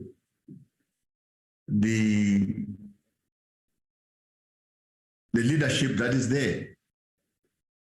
So it means that all of us, national government, provincial governments, must really take their support so that as we improve these local municipalities and support them, we are indirectly improving service delivery that will multiply to our people. Now, a number of municipalities are under interventions. We are prepared to step up our support to ensure that these municipalities serve the people. Our worrying point, though, is the outcome of our elections that is presenting 60 or more hung municipalities, which will depend entirely on the maturity of leaders to form these coalition governments in the interest of the people so that they can continue to deliver services. And we are approaching the last days of these negotiations, and leaders must emerge with agreements that will be able to take the work of local government forward. So we want to call upon these leaders of different parties that are discussing about these coalitions that they must put the interests of our people first as they discuss. It's not about them wanting that position and that position, but at the end of the day, it's about our people. Thank you very much. Thank you very much, Honorable Deputy President. We will now continue and come to question number 23, as asked by Honorable H.S. Bosov, and we will now give over to the Deputy President to respond to the question. Thanks once more, Deputy Chair. The President first presented the Economic Reconstruction and Recovery Plan to a joint sitting of Parliament in October 2020. Since then, government has achieved substantially in supporting township and rural economies. We wish to appraise the honorable member that in February 2020, Cabinet approved Township and Rural Entrepreneurship Program document. This fund was developed as a response to the urgency of the need to roll out appropriate support to small businesses in township and in our rural areas. Through the program, qualifying small enterprises are provided with financial and non-financial support to empower them to run their businesses in a profitable manner, and also to help them to acquire business equipment, tools, machinery, with a view to increase their capacity to access economic opportunities and further enhance their competitiveness. As of the 31st of October 2021, 289 products manufactured by small, medium, and macro enterprises have been placed on the shelves of major retailers and wholesalers in the country as part of the localization program. These products were manufactured by a total of 45 small businesses, creating over 700 jobs. It is the government's vision that through this program, more products will be locally produced by small businesses for supply to local and global markets and create more job opportunities. At the same time, we need to encourage our public to buy goods produced locally, as this will increase the sustainability and the competitiveness of these businesses that are owned by SMMEs. In addition to the above initiative, the Department of Small Business Development, through its entity CEDA, has established 54 branches through a district-based development approach to align support to the district economic sectors, thus bringing services closer to the people. It has, however, been realized that there are still a number of areas where entrepreneurs are still traveling longer distances to access these services, which is why CEDA is in a process of establishing additional service points. This includes considering alternative mechanisms such as mobile offices to increase access. Furthermore, the department is establishing more incubation centers and digital hubs across the country to add to the 110 currently existing to supporting township and rural-based enterprises. We are pleased that most provinces have begun to practically implement economic empowerment models to boost township and rural economies. Our view is that at national level, there is a demonstrable willingness to consolidate and upscale this initiative. We therefore remain committed to ensure that local economic development initiatives are realized and that they achieve the empowerment of ordinary people in areas where they live. We've always maintained that the critical pillar of our country's industrial policy is a structured focus on the development of new economic centers through our special economic zones and industrial parks that are geared towards attracting private sector investment to boost the growth and local economies, especially in our township and rural areas. This entails the revitalization of the existing industrial parks and sites that link small businesses, especially those owned by women and youth, the global economic value chains. To this end, the Department of Trade and Industry and Competition has critical infrastructure program that has, at the 31st of March 2020, supported 12 industrial parks with the amount of 690 million for phase 1 of this refurbishment. The focus of the initial phase of the revitalization program is on infrastructure provision of roads and security upgrades, installation of sewer networks, water and electricity infrastructure, and refurbishment of top structures.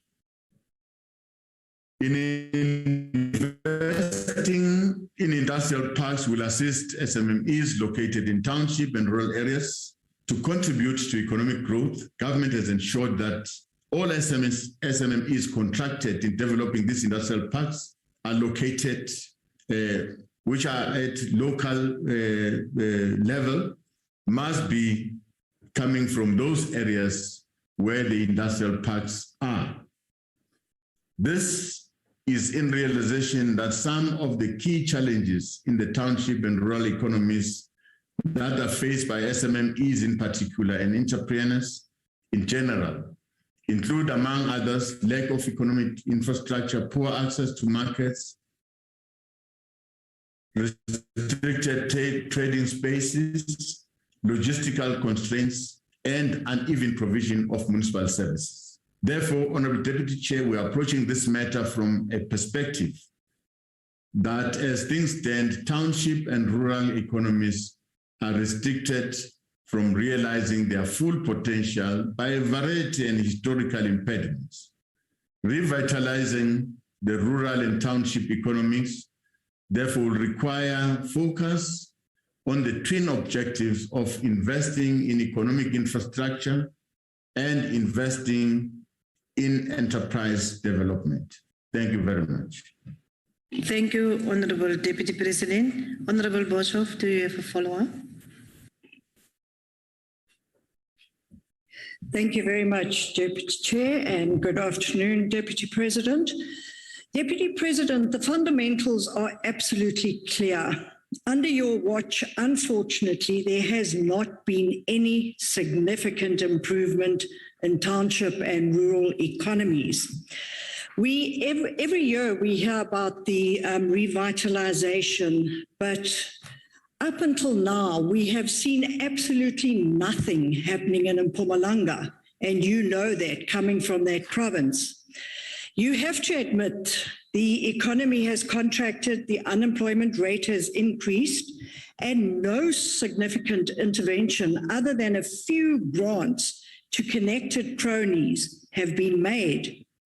Your reconstruction and recovery plan is exactly that, a plan, and will remain as such until you provide this country with energy security, which you haven't been able to do in the past 27 years.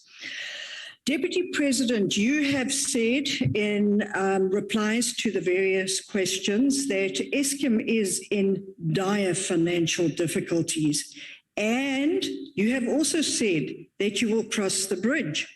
But please explain to us today how you're going to cross this bridge, because currently, small businesses cannot afford generators. It's just too expensive to keep the doors open.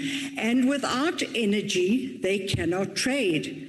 And therefore, my question to you, Deputy President, is I would like to know What happened to the $10 billion worth of investment from Saudi Arabia agreed in 2018 that was meant to revive the energy sector and aid small businesses and ordinary South Africans? And what are the direct benefits resulting from this investment? Thank you, Deputy Chair. Thank you, Honorable Bosov. Honorable Deputy President, you may respond. Thank you, Deputy Chair. Let's welcome the question. Well, an investment that has been committed to the country from Saudi Arabia depends on the investors, the speed at which they really move, assisted by our institutions to really invest. But if the honorable member really wants to know progress on that specific investment, we can trace it and be able to give her feedback. And I understand why the honorable member is asking this question, because we're talking about economic recovery, and you are citing availability of energy as one impediment. You're correct. You're correct. But there are a number of impediments also that we're dealing with. I've said in my response that the Department of Trade and Industry and Competition is also assisting in the refurbishment of these industrial parks, as well as the special economic zone.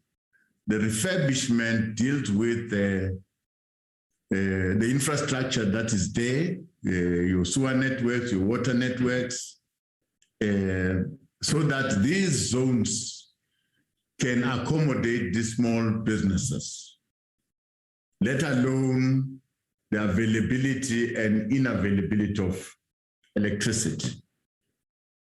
But again, the other impediment is the access to funding to these small, medium enterprises, which the Department of Small Business is attending to that.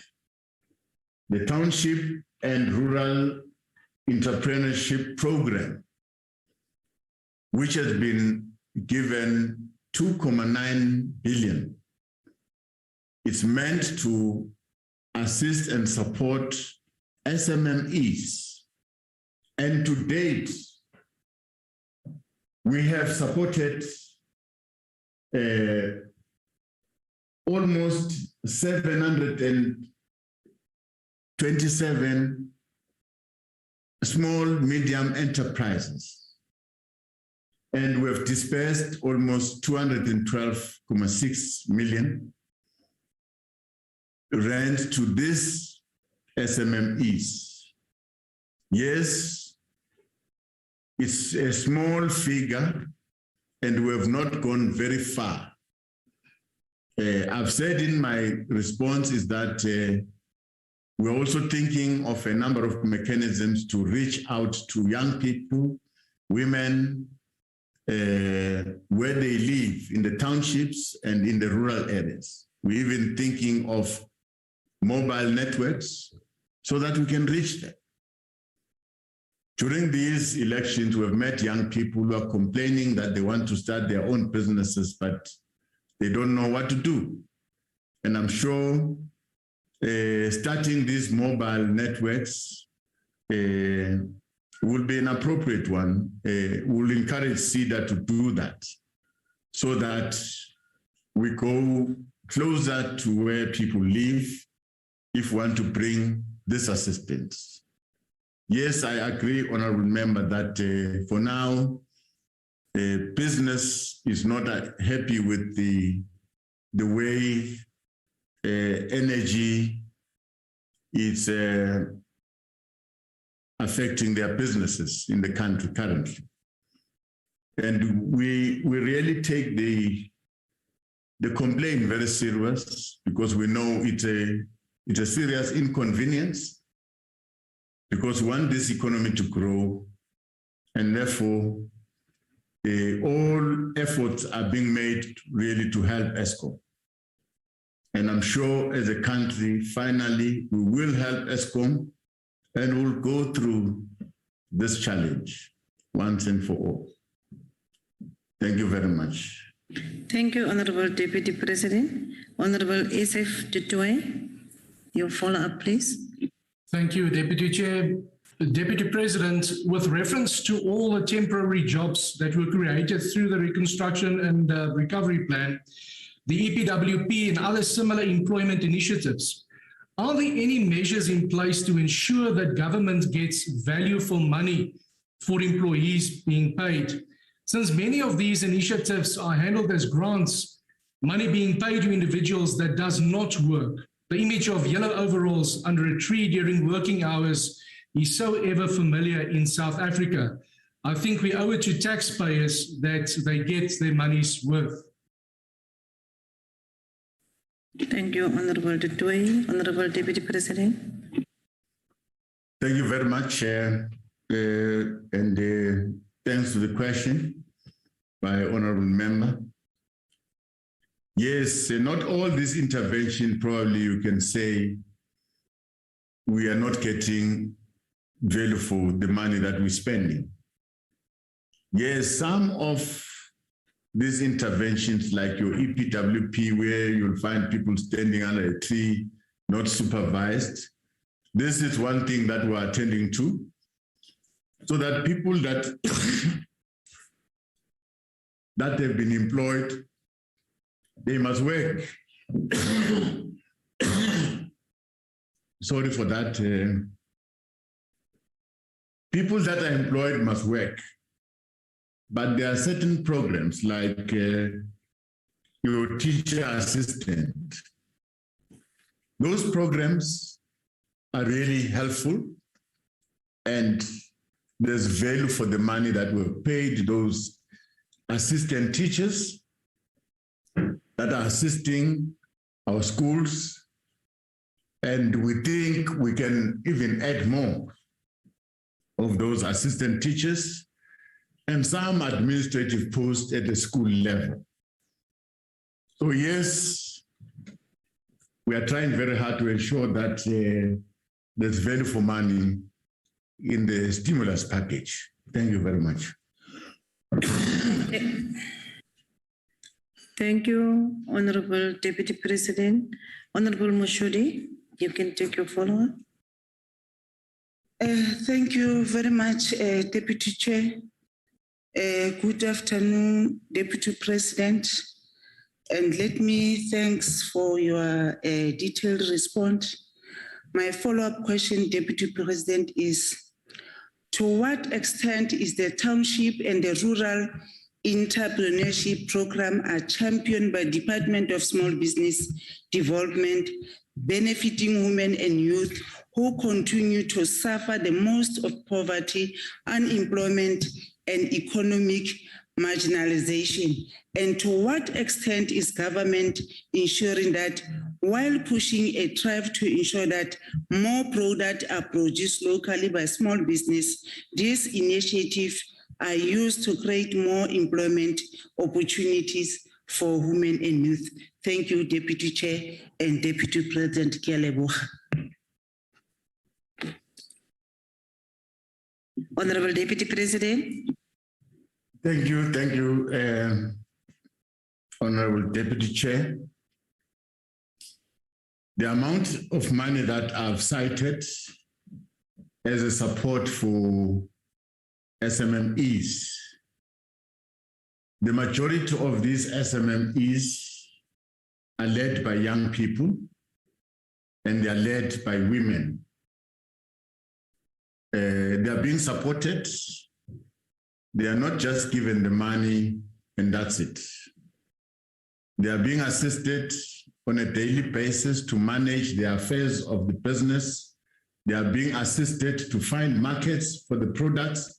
I've spoken about the product that they produced, that is in our shelves of the big retail stores and wholesalers.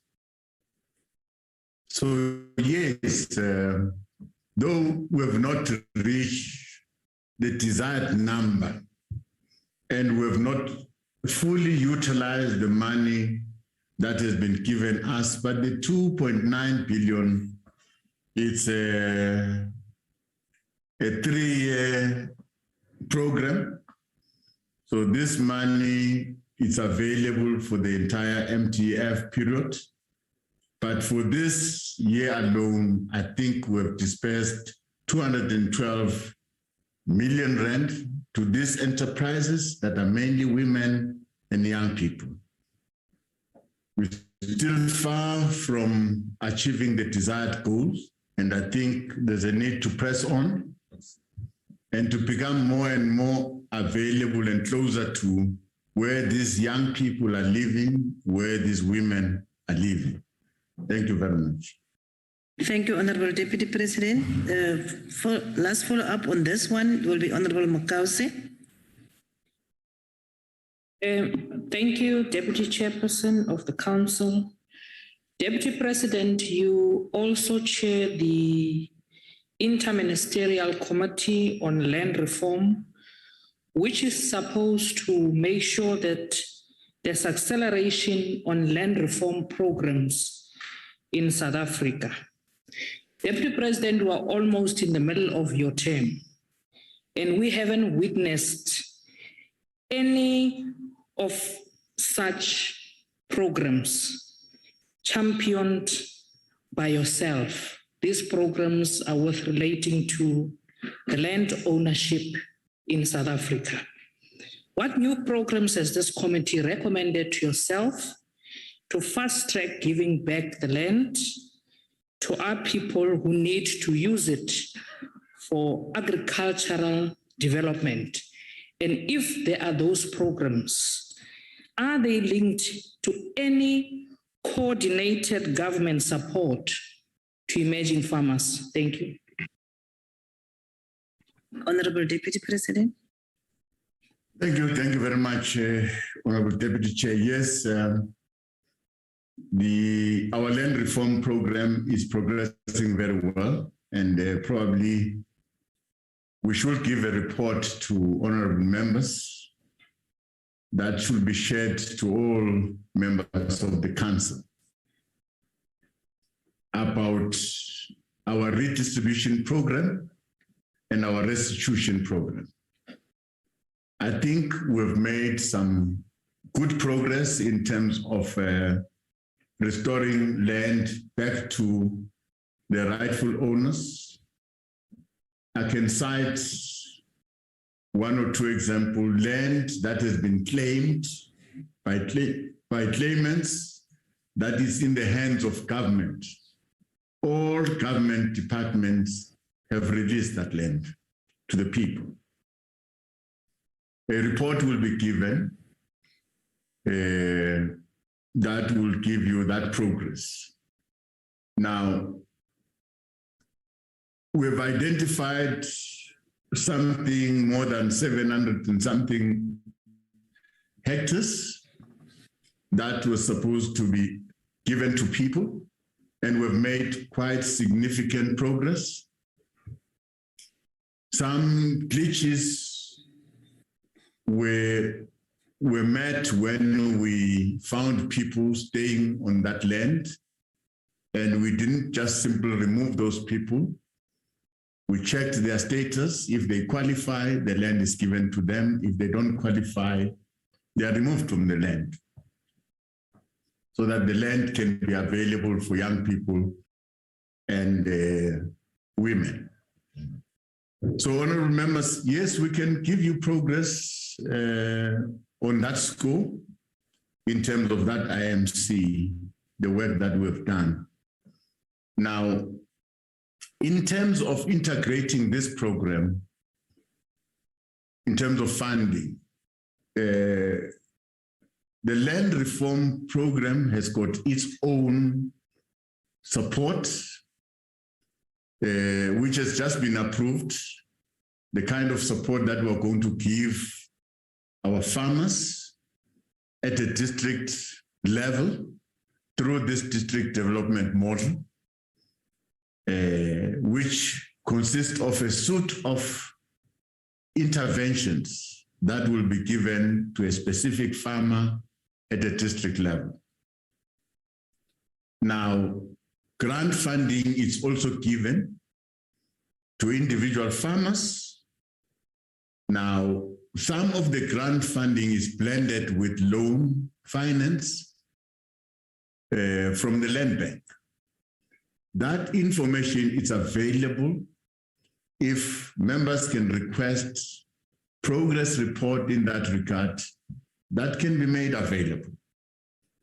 Now, this side, we are talking about SMMEs. SMMEs that are doing business, whether they want to start a business for farming. If they are farming, they will be supported by the Department of Agriculture and be assisted to find markets. If they are manufacturing goods and services, they will be supported by the Department of Trade and Industry even to find markets, collaborating with the Department of Small Business. So yes, there is some integrations of our program, and we're providing our people with a comprehensive support. Thank you very much. Thank you, Honorable Deputy President. We will now go to question 24, as asked by Honorable Ms. M. Bartlett, and we will give over to the Deputy President to respond to the question. Thank you, Honorable Deputy Chair. Our government remains committed to fighting any form of corruption, fronting, or collusion to ensure fairness in the process of state procurement. To this end, provisions regarding the procedure for restriction has been provided in various practice notes and/or instruction notes and other legislative provisions. These prescripts provide specific instruction to accounting officers and accounting authorities on the restriction process. In this regard, if a court of law convicts a person of any offense as contemplated in Section 12 or 13 of the Prevention and Combating of Corruption Activities Act of 2004, the court may rule that such a person be prohibited from doing business with the state and be added to the tender defaulter database. The accounting officer and the accounting authorities must act upon the instruction of the court by submitting the documentation to National Treasury.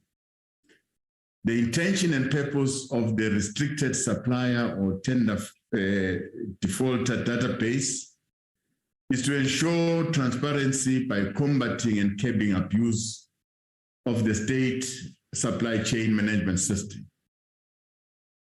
We are of the view that the restricted supplier or tender defaulter database is comprehensive but not adequate. It appears that while the system is meant to blacklist those that are defaulting, there is still a need to strengthen the system and improve coordination across all spheres of government and how we manage the database. This coordination includes reporting in order to populate the database with applicable information. We must emphasize that the responsibility to identify the suppliers or contractors for restriction rests closely with the accounting officers and accounting authorities. National Treasury is only able to upload the data of the restricted supplier database and the tender defaulter database based on the instruction received from an accounting officer or an accounting authority. Therefore, any failure to institute restriction procedures against suppliers or contractors must result in corrective action against accounting officers and accounting authorities. Further intervention is underway. Further intervention which is underway is the adoption by Cabinet of the Public Procurement Bill for processing by Parliament.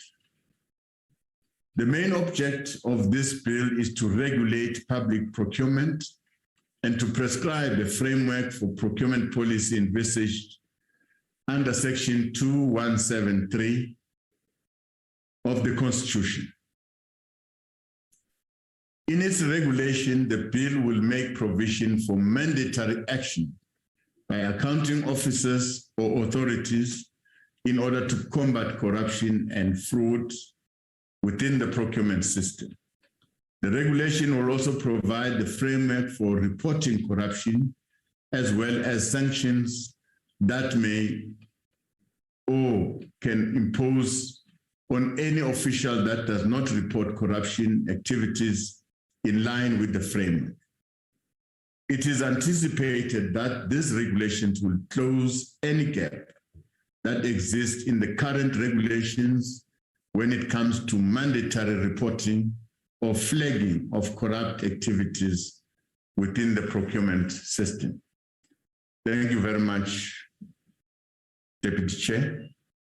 Thank you, Honorable Deputy President. Honorable Bartlett, is there any follow-up from you?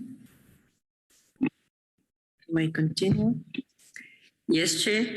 Good afternoon, Honorable Chairperson, Deputy Chairperson. Good afternoon, Honorable Deputy President. Honorable Deputy President, with both registers standing empty even today, is a clear sign that measures to report and fight corruption are being undermined. Are there any plans to ensure that the Department of Public Service, and Administration and the Public Service Commission undertake rigorous initiatives to take decisive action against accounting officers and other authorities who are showing utter disregard for this important intervention that is intended to assist us to wage a concerted battle against tender fraud and corruption? I thank you, Honorable Deputy Chairperson. Thank you, Honorable Bartlett. Honorable Deputy President. Thank you, Honorable Deputy Chair, and thanks to the Honorable Member. I think the concern is well placed. There are gaps in the current provision. That is why the database is empty. Now, in our view, where we're standing, we think we must amend the Public Procurement Bill so that we enforce the reporting. And if reporting does not happen, the regulations must provide that such accounting authorities and accounting officers must be held accountable. Now, that's one aspect that we've realized, that we must enforce this. It must happen. Now, regarding the three spheres of government, we think through the Inter-Governmental Relations framework, this should be one item on the agenda where the three spheres of government should from time to time address this provision of the Act to ensure that every sphere of government does report any corrupt and fraudulent activities occurring in our procurement system, and that is reported to National Treasury. Without failure, it's not going to become a choice, but a compliance matter. Everyone that is charged to be an accounting officer, to be an accounting authority, it's obliged by law to report such cases. Thank you very much. Thank you, Honorable Deputy President. Honorable Makause, it will be the next follow-up. Thank you, Deputy Chairperson of the Council. Deputy President, as things stand, municipalities solemnly relies on external capacity with regards to provision of services, and this is through the tender process. This tender system, Deputy President, is unreliable, it's outdated, and lacks capacity. In fact, this tender system is where corruption gets facilitated by those who benefited from cadre deployment. When are you planning to build solid, dependable, internal capacity at a local level so that the work currently outsourced through tenders be performed by government and work gets created for those who are currently occupying contract opportunities at the local level? Thank you. Thank you, Honorable Makause. Honorable Deputy President, may respond. Thanks, Honorable Deputy Chair. Well, let's acknowledge the question. Yes, partly the outsourcing of a tender process to external players, that can bring with it a lot of fraudulent activities. I agree with that assertion, because some of the municipalities can't handle the procurement process themselves. We've spoken much about the required skills. I don't think we can harp on this broken record of cadre deployment. We all agree that we should deploy skilled people with the necessary skills at the right positions. But in this case, we've identified omissions in the Public Procurement Act, which does not compel and make it a crime for anyone who is an accounting officer or an accounting authority not to report any corrupt activities, any fraudulent activities in the procurement process. If you don't report it, it makes it an offense. And that accounting officer or accounting authority can be arrested for that. Now, we think we should strengthen the legislation. Strengthen the legislation, close gaps that we see, and then train the necessary people that will handle the public procurement process. Understanding the regulations, understanding the act. If you want to minimize fraudulent activities and corrupt activities, we must strengthen the legislative environment, space for criminals, less and less available. It is our duty to not to act on the whims of our emotions at times, but we must be guided by legislation. Thank you very much. Thank you, Honorable Deputy President. Honorable Boshoff, you will ask the next follow-up. Thank you very much, Deputy Chair. As you know, I'm standing in for Honourable Christians. Deputy President, the register that we are speaking of was established in 2005 under Gazette number 8186. That, Deputy President, is 16 years ago. In the Northern Cape, more than 10, or you may pick a number if you wish, contractors have defaulted on housing projects alone. Minister De Lille is forever pointing fingers at contractors who have failed. Deputy President, the absence of any names on the register shows that government is either too inefficient or too crooked to use this tool to ensure that mistakes are not repeated, mistakes that cost money, that delay the delivery of housing, schools, and other important life-changing projects. As leader of government business, I believe it is your duty to ensure ministers follow through on their duties, as you have rightly said in your reply just now. Deputy President, therefore, when will Minister De Lille be sanctioned for non-performance? Thank you, Deputy Chair. Deputy President, you may respond. Thank you very much.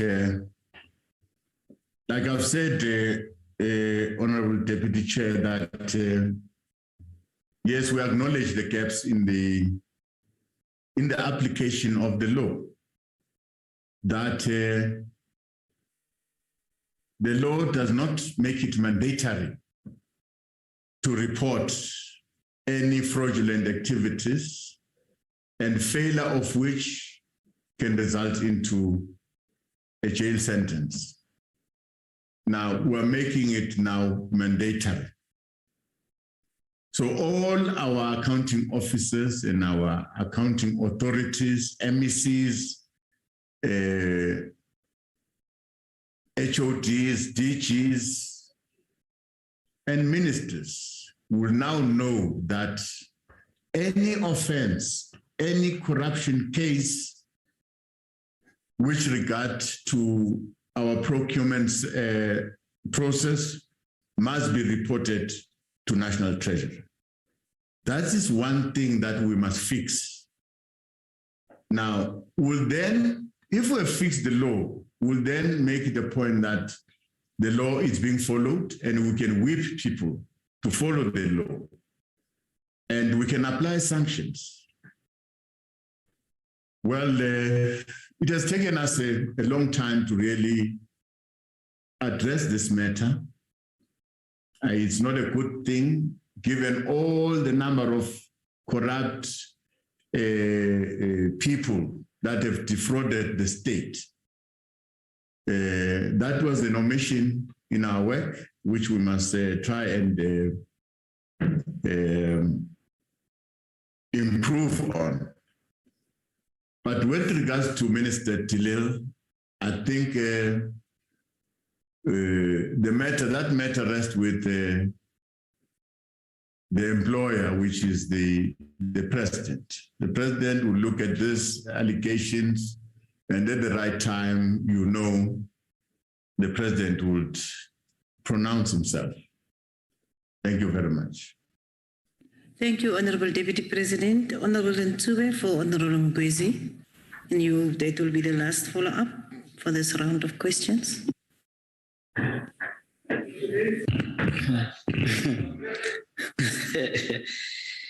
Thank you very much, Honorable Deputy Chairperson of the Council, Honorable Deputy President. In a recent report by a civil society organization, Corrupt Watch, it was found that the register for tender defaulters had no current listing. This register, which serves a critical purpose, essentially, as we understand, lists entities which organs of state are prohibited from awarding contracts. This register was technically brought into operation in 2005 already in terms of the regulations regarding the register for tender defaulter made in terms of the Prevention and Combating of Corrupt Activities Act 12 of 2004. Considering the important role this register serves, why are there no current listings on the register? What action will be taken to investigate the failures to ensure its proper operations? Thank you very much, Honorable Deputy President of the Republic. Thank you, Honorable Ntube. Honorable Deputy President. Thank you very much, Honorable Deputy Chair. I think I've said that, well, the first point of touch is to amend the legislation that will give a national treasury some power to act.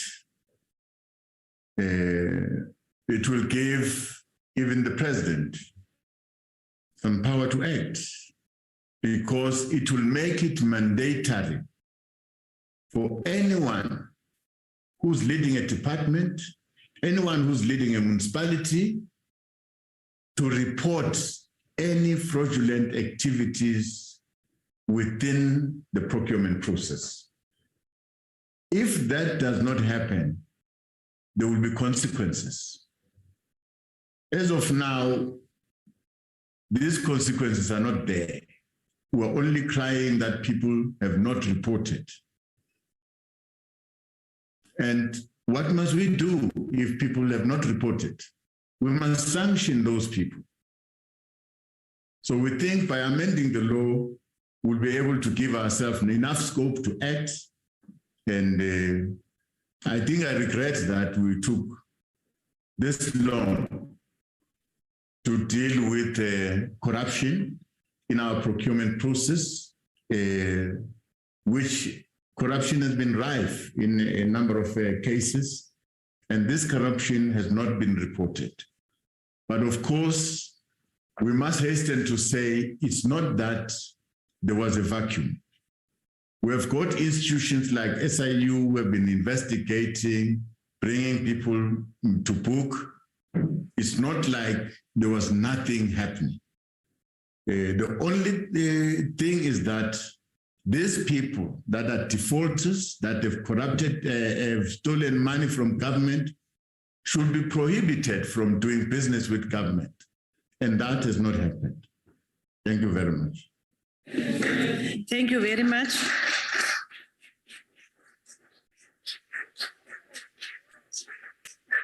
Honorable delegates, that ends the session of questions for this plenary.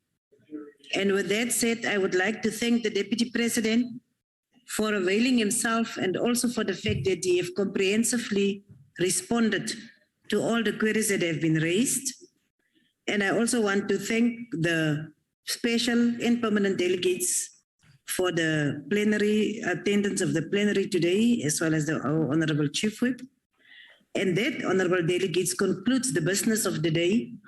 The House is thus adjourned. Nakensa.